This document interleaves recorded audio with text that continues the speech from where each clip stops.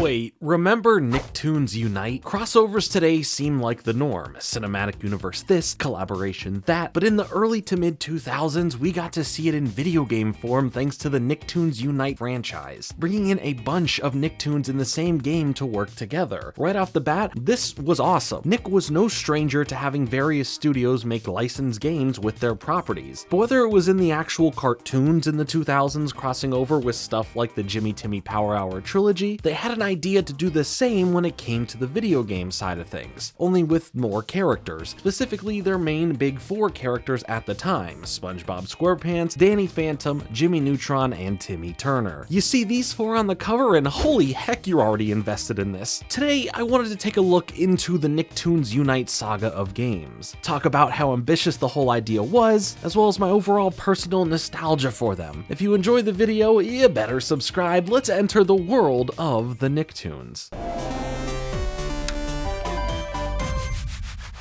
In this era of licensed games flooding the market, Nickelodeon was on top of their game, having the biggest properties turned into games for the latest consoles and for handhelds. Our four main characters in this game were all seeing success in their own standalone games that were coming out, some better than others, by a lot. But regardless, they all had some major presence in the gaming space at the time. So in coming up with this crazy idea to smack them all together for one big old gaming adventure, it was really a no-brainer. While a lot of the games that were coming out were heavily following or loosely following specific plots from the shows, whether it was random episodes from those shows or from TV specials, Nicktoons Unite would see its own epic story. Although I would have loved to see a cartoon special dealing with all of this as well. That would have been really cool, but regardless, the games satisfy that itch. When the game was first announced under the working title of just Nicktoons, it teased this massive crossover event, bringing in these iconic main characters and their iconic bad guys and villains to face off against. So let's start our journey at the beginning of these main four games with,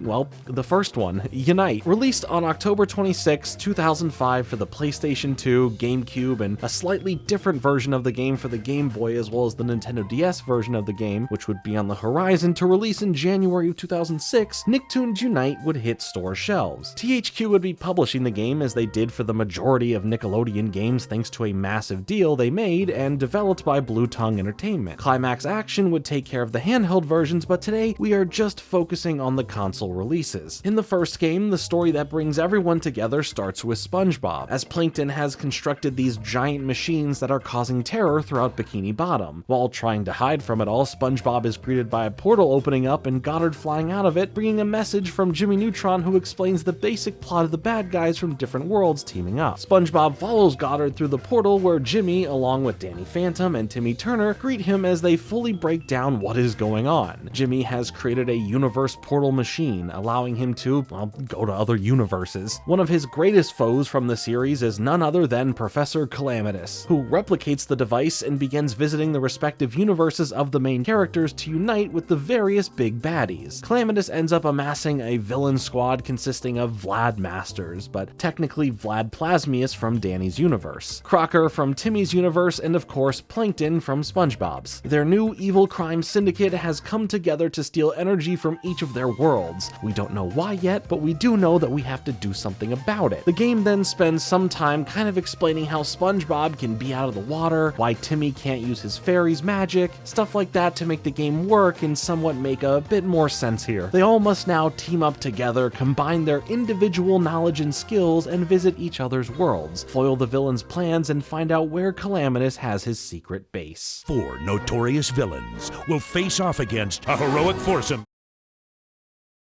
Nicktoons Unite, saving the Nicktoons universe one world at a time. The game tasks you with visiting each character's specific world to fight your way through somewhat familiar areas, fighting a bunch of enemies, solving puzzles, and taking down one of the main evil bad guys as a boss to get past the area of the story. I gotta be honest, I hold a lot of nostalgia for this game series, more specifically the first game, as I was so excited that Unite was actually going to be a real thing. I love the concept of having the various Nicktoons all interact with each other in a meaningful whimsical way. It isn't a TV special, but at least it's in a format that should be a fun ride overall. The year is 2005, and at this point Nickelodeon was at its post-90s peak, having so many interesting and cool characters, regardless of how the network treated a lot of those shows or not. While at first we don't get a lot of Nicktoons to play as, that does change in later games. At first we get to spend a lot of time with the main four characters on the cover here, Jimmy, Timmy, Danny, and of course the #1 Nickelodeon golden ticket, SpongeBob. For one, the game loves and really knows the Nicktoons involved. The amount of references and nods to characters and extended universe characters to each of their respective worlds is really nice to see. It makes me feel like we are all visiting these well-established areas straight out of the show. The game wants you to focus on all of the main characters here, giving you natural reasons to switch between them, whether it be for the challenges and puzzles or for just changing up the combat. The gameplay loop here is essentially boiled down to a beat-em-up within a fully realized 3D space, something similar to the Ultimate Alliance games from Marvel as the best example. Between the lot of them, what they can do isn't as vast and different compared to all the superheroes within the Ultimate Alliance games, but for them we have SpongeBob, who is your rapid melee character with him using his signature karate gloves to take out enemies. We have Jimmy, who is able to be more up close to his enemies with his weapons dealing effective damage the closer you are to the enemies. We have Danny, who is also a melee specialist, but you'd think there'd be a little more to his moveset than what you get. And then we have Timmy, who also has a weapon to fire, but all this clocks in as the ranged weapon-based gameplay, allowing you to hit targets from further away and at a more constant rate of fire. Throughout the game, however, you will unlock new abilities that will aid in making it through the game, which will start making the characters feel a lot more different from each other, and in some ways changes the gameplay's staleness a bit. These would all be in perfect sync with their characters all having traits, gadgets, and powers relating right back to the worlds that genuinely make sense for them to have. And of course, you get the ability to upgrade the abilities. While this seems like a dream scenario to have all of these characters together, the game overall is pretty short. It isn't anything that overstays its welcome, but it leaves you wanting more from it. Something better from it. Something with a bit more polish, because at the end of the day, the game is not without its faults. The AI teammates can be pretty useless, and the countless fighting of fodder are pretty repetitive after a while. Well, thankfully, this would turn into a franchise, so there is plenty more of crossover ideas to come, and as the games would go on, a bit more polish would be applied to each release. But as far as how the game would be received was pretty harsh in some areas, with the majority of the reviews landing in the midpoint of a 5 to 6 out of 10,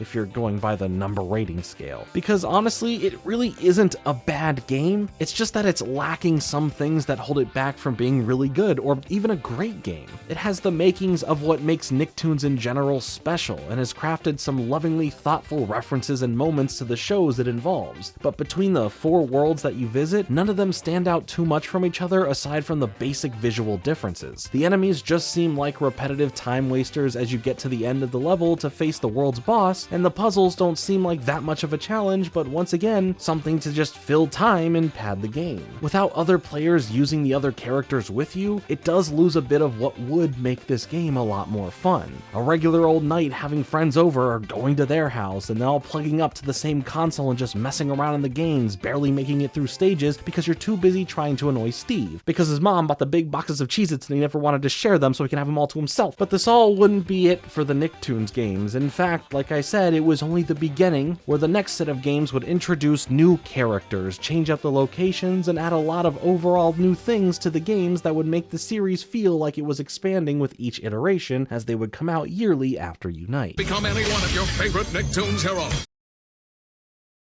Nicktoons Battle for Volcano Island, the video game. Nicktoons Unite would continue on to receive 3 full-fledged sequels for consoles and handhelds. The first sequel was Battle for Volcano Island, but now on the cover, Jimmy seems to be missing. While he does make appearances in the game, aside from the 3 returning from the last game, you also get access to play as some new characters from the same shows. Sam from Danny Phantom joins the cast, as well as both Patrick and Sandy joining from SpongeBob, which is pretty interesting to note that that this is quickly becoming a SpongeBob game that features some other characters. Keep that in mind for a minute. The story would also feature Jimmy, like I mentioned, as well as Squidward and Tucker, as the story revolved around a ritual needing 9 heroes to come save this island, but thanks to an interruption from the bad guy of the game, it sends all of our heroes around the area where you all need to regroup once more. But after this, the next game would come, Attack of the Toy Bots. It would ramp up some things for the series in terms of playable characters that had some exclusive to the console version and some only on the handheld version of the game. For the console, you have SpongeBob, of course, as well as Patrick, Timmy, Jimmy, Danny, Sam, and adding in Tak from Tak and the Power of Juju, Gur from Invader Zim, Stimpy from Ren and Stimpy, Jenny XJ9 from My Life as a Teenage Robot, and Rocco from Rocco's Modern Life. The handheld version would exclusively have Zim from Invader Zim, El Tigre from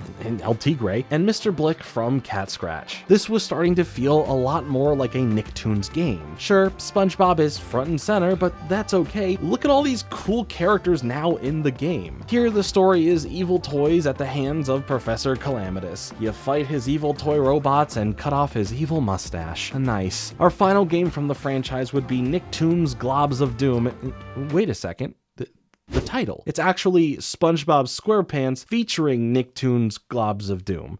We get it. SpongeBob is the gold standard Nickelodeon. Funny though, being in the United States, the games up until this point have always been Nicktoons, but outside of the US, the games were known as SpongeBob SquarePants and Friends, and then whatever subtitle would come after that. So after 3 previous games here, they decided to unify the branding a bit and still give focus to the other Nicktoons, but really, this is a SpongeBob game series at this point. Comparatively, the game has a way smaller cast of characters to play as. The last game gave us so many cool options, and here it's restricted back down a bit. Some new and some old. We have SpongeBob and Plankton from SpongeBob, Zim and Dib from Invader Zim, Jimmy and Beautiful Gorgeous from Jimmy Neutron, Danny and Nikolai Technus from Danny Phantom, and finally Tak and Trolloc from Tak and the Power of Juju. It's just a surprising list at the end of the day compared to the game right before it. Here we have heroes and villains that form separate syndicates to fight back against these glob creatures and rescue friends within their different worlds. There's twists, turns, and the normal stuff that happens when you trust villainous characters for too long. Suffice to say, there was a lot of Nicktoons related games in a short period of time that featured all these characters. Aside from the console versions, we did have the handheld versions offering a different way to play through the games, which was pretty cool to see. Nothing really beats those nostalgic feelings of moments like this from your past. All of these Nicktoons hanging out in one game franchise was really cool to see. Sure, there were other small games, one-off scenario games, and party games that featured multiple Nickelodeon characters all being in one game, but when it came to Unite and the rest of the games that followed, it really did feel like they were trying to build something here. I would have loved for these crossover games to lead to TV specials featuring some really fun crossovers, but as far as scratching that itch for what it would be like, yeah, the game series does the trick. While overall the series has had its high moments and for sure its low moments, it never fell too far in the negative direction gameplay-wise that made it not enjoyable. It's madly replayable and worth a revisit for the nostalgia of it all. The best way I can put it is the games are simple, but they're fun. Maybe we make a part 2 to this video going over the handheld versions at some time, but I just wanted to take a trip down memory lane and look back at these games for a bit. And while we do get games like the Nicktoons kart racing series, it still never can compare to seeing all of these characters come together in this specific gameplay fashion. I hope that one day, thanks to the interest in games like this right now and THQ Nordic being interested in more beyond just SpongeBob games, that there could be a chance at more of them, or at least a remake or something. I don't know. Either way, if you want some more nostalgia from around this time, check out my other video on the Spectrobes franchise. But until next time, thanks so much for watching, like and subscribe. Later.